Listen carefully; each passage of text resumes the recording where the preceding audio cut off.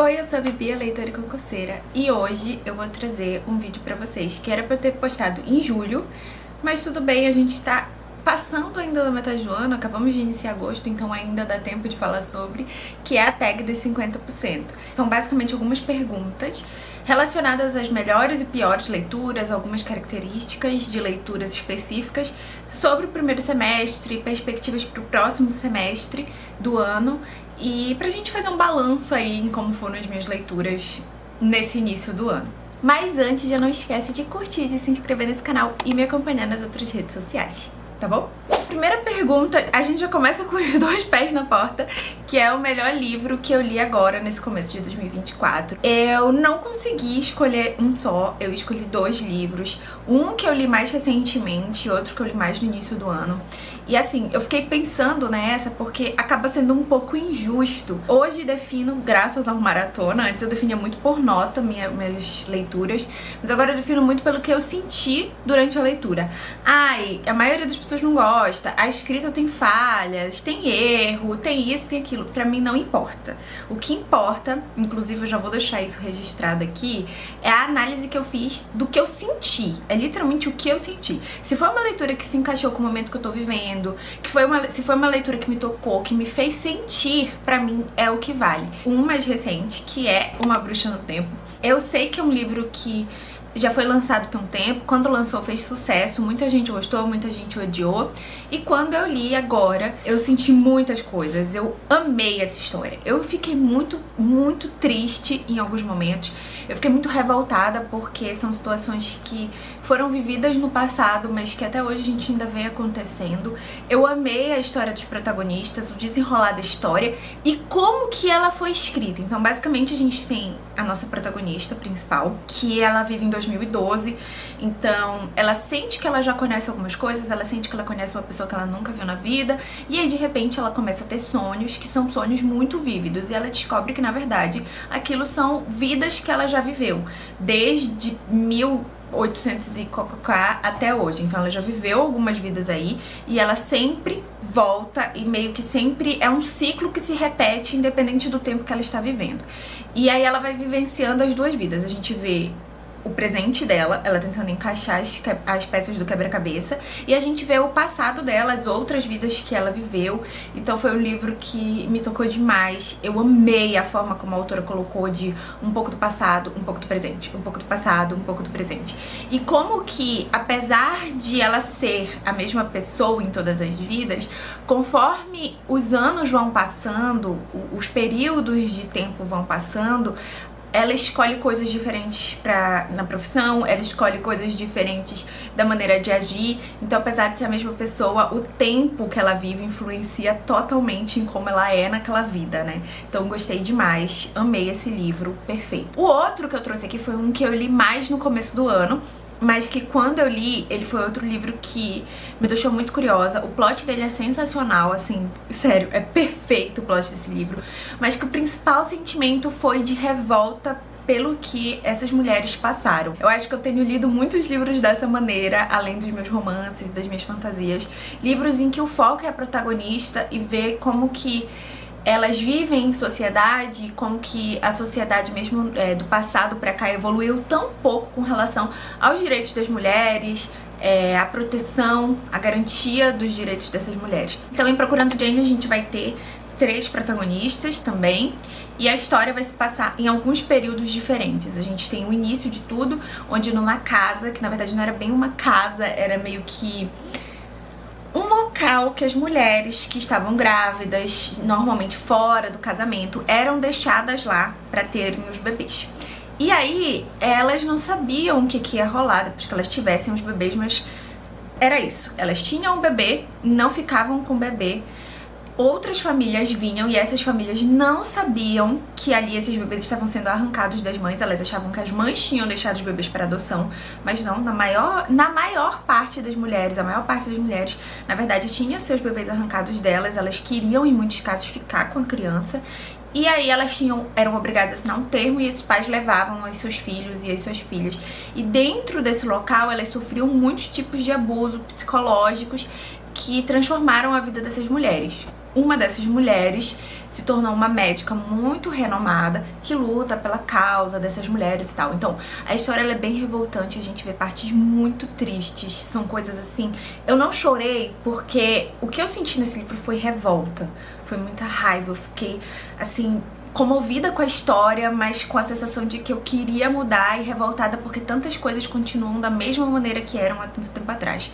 Então é um livro que ele é muito pesado, tá, gente? Muito pesado, mas com certeza é uma das melhores leituras que eu acredito ser do ano e não só do primeiro semestre. O próximo é algum lançamento do primeiro semestre que eu ainda não li e eu escolhi Guerra, Adorável Guerra, da Darkside, que saiu recentemente. Eu ganhei esse livro, já tô com ele aqui e pretendo ler agora nesse segundo semestre. A história dele tem a ver com deuses e como eles interferiram na vida, nos romances de algumas pessoas. É um livro que também promete muito ser um dos livros muito hypados, porque desde que lançou eu vi muita gente lendo, muita gente comentando sobre, então eu tô bem curiosa pra ver um pouco mais dessa história. A próxima, o livro que mais te decepcionou. Cara, é como eu falei no começo, é complicado porque eu tô levando muito pelos sentimentos. Então, obviamente, os livros que eu li mais pra cá, pra próximo da gravação desse vídeo, eu tô com aquilo mais aceso dentro de mim. Então eu vou seguir nesse sentimento e falar de Promessas Cruéis. Eu amei Divinos Rivais, a gente fez LC desse livro.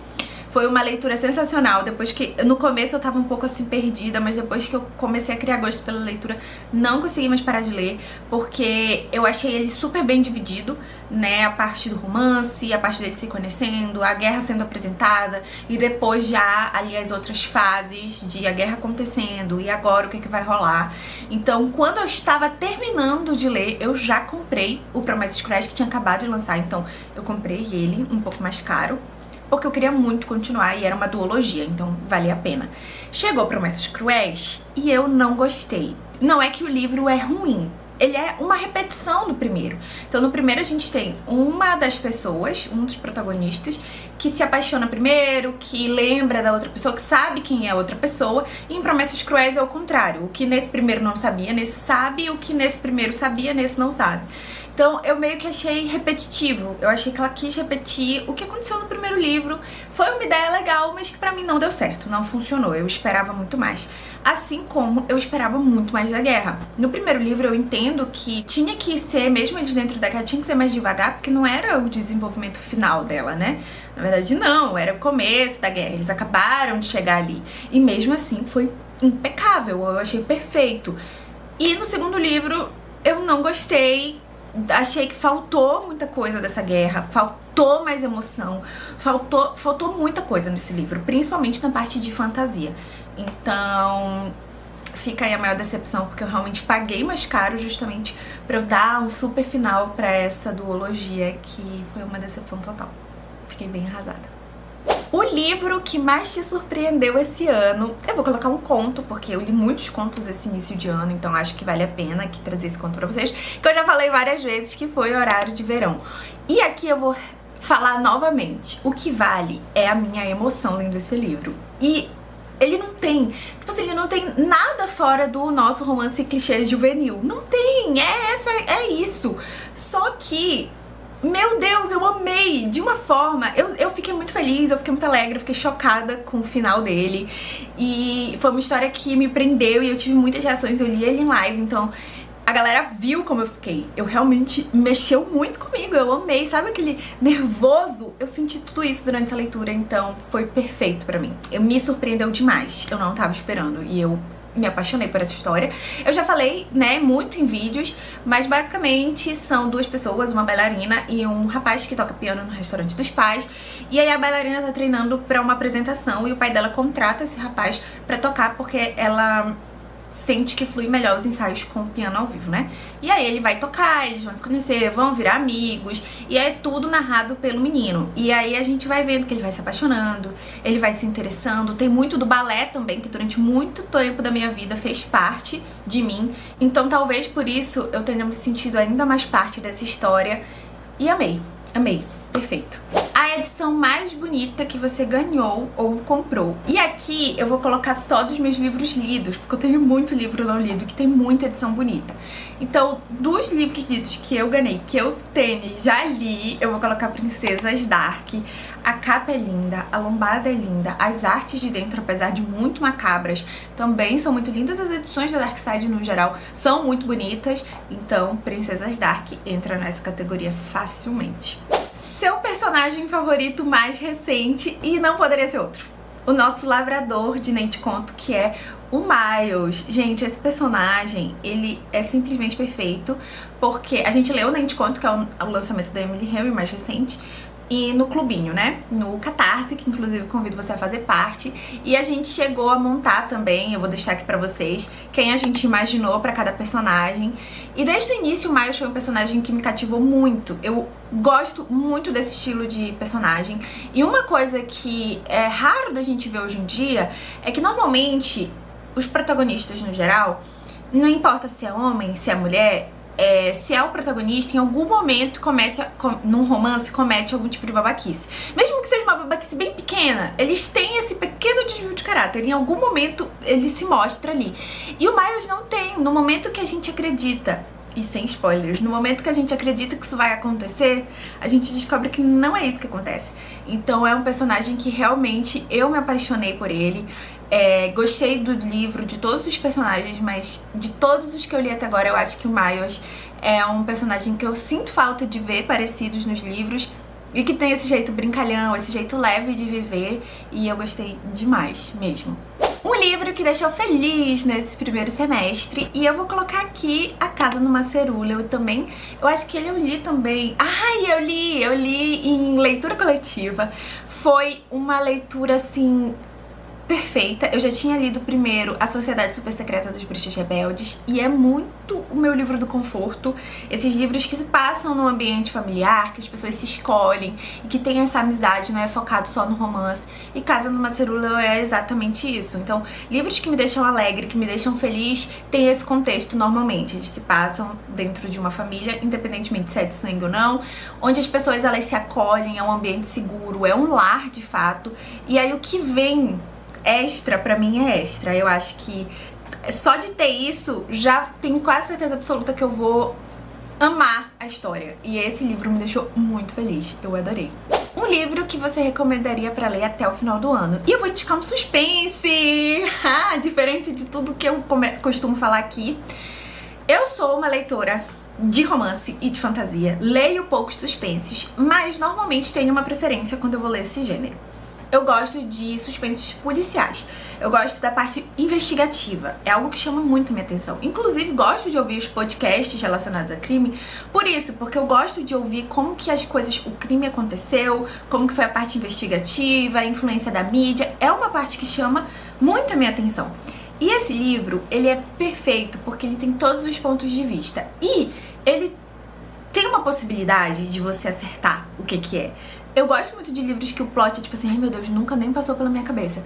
Mas é muito legal quando você tem pistas no livro e você consegue organizar tudo, sabe aquele mural de linhas vermelhas? Você consegue organizar tudo e chegar num possível resultado que você acredita que seja e talvez acertar. Estou falando de O Diário da Empregada. A gente leu juntos no clube. Foi uma experiência assim, e eu acho ótimo pra ler junto esse estilo de livro. Foi uma experiência incrível. A gente terminou as últimas 30 páginas, né, 40 páginas eu acho, do livro a gente leu juntos, né, no Discord, e deu pra ver assim o choque de todo mundo. Foi muito legal. A gente tem um diário de uma empregada, a gente não tem acesso a essa empregada, a gente não conhece ela, é só o que ela escreve. E aí, além dessa narração dela, que é pelo diário, a gente também tem os patrões dela e a gente também tem a narração da investigadora. Então a gente tem uma cena de crime, óbvio, e aí a investigadora, ela vai conversando com um outro cara, investigador, e eles vão debatendo, talvez tenha morrido aqui porque o sangue tá desse jeito, talvez tenha morrido aqui, achei um negócio aqui, o que é isso aqui, de quem que pertence, é número tal. Não vou entrar em muito, já entrei em alguns detalhes, né, mas não vou entrar em mais detalhes. E aí a gente vai acompanhando essas três narrativas diferentes até chegar ao desfecho da história. Então é um livro muito assim intenso, uma leitura que você vai fazer e não vai querer parar. Cuidado, tem gatilhos, óbvio, a gente tem cenas de abuso aqui, então cuidado, mas leia até o final do ano, porque você não vai se arrepender, é muito bom. Pra quem gosta desse estilo de livro, nossa, sensacional. Quais livros você precisa ou quer muito ler até o final do ano? Muitos, né? O meu objetivo era terminar pelo menos os livros que eu já tenho aqui na minha estante. Obviamente não vou conseguir, pois, como eu digo no início do vídeo, sou leitora e concurseira. Não dá pra ser só um ou só outro. Mas eu vou colocar aqui Ascensão da Rainha, que também é uma duologia da Rebecca Ross, a mesma autora de Divinos Rivais. Então eu já tenho o primeiro livro que eu ganhei de aniversário há 1 ou 2 anos atrás. E o segundo eu ganhei o e-book, que lançou recente. Eu ganhei em e-book na live da Sparkle, então já tenho os dois. Quero muito ler essa duologia, quero muito voltar a ler fantasias com mais frequência. Faz tempo que isso não acontece. Normalmente eu leio uma, passa 3, 4 livros, aí talvez eu leia outra. Também quero muito ler Carrie Soto Está de Volta. Era pra eu ter lido já, porque a gente teve LC no grupo aberto, só que eu não consegui, tá? A minha vida tava uma loucura nesse início de ano, então eu não consegui acompanhar essa LC. E eu quero muito ler, porque eu já li todos os livros da Taylor Jenkins Reid, com exceção de Carrie Soto e de Daisy Jones, mas Daisy Jones eu não tenho nenhum interesse. Então pra mim falta Carrie Soto pra eu fechar aí a minha coleção de Taylor. Também quero muito ler 3 Chances para o Amor, que é um livro que eu quero ler no Natal. Então esse daí eu estou guardando, que é o último da série do Clube do Livro dos Homens. E eu estou muito ansiosa também pra finalizar essa série de romance, de comédia romântica que eu sou apaixonada. Deu mais curtinho o vídeo, apesar de eu ter falado bastante. Mas é isso, essas foram as leituras que mereceram destaque. Tiveram muitas outras leituras agora nesse primeiro semestre. Vou deixar o link da minha estante de lidos de 2024 pra vocês no Maratona aqui embaixo, pra quem quiser ver o que mais eu li. Mas eu li muitos contos, li bastante conto, principalmente contos nacionais. E vem aí um grande projeto da equipe TBR, junto com a Divulga Nacional e o Maratona, relacionado ao Exploda Seu Kindle. Então já fiquem atentos pra vocês acompanharem tudo e lerem bastante, tá bom? É isso, eu espero que vocês tenham gostado desse vídeo. Tava com saudade de aparecer, porque realmente tá difícil eu voltar pra rotina, sabe? Depois da minha prova, eu passei um tempo aí de folga, e aí depois que passa a folga, que você tem que voltar a estudar, voltar a fazer suas coisas, e é muito difícil essa volta, né? Então eu fiquei meio sumida por isso, mas não se preocupem, o canal no YouTube segue firme e forte. Nem tão firme, nem tão forte, mas segue. Um beijo e até a próxima. Tchau!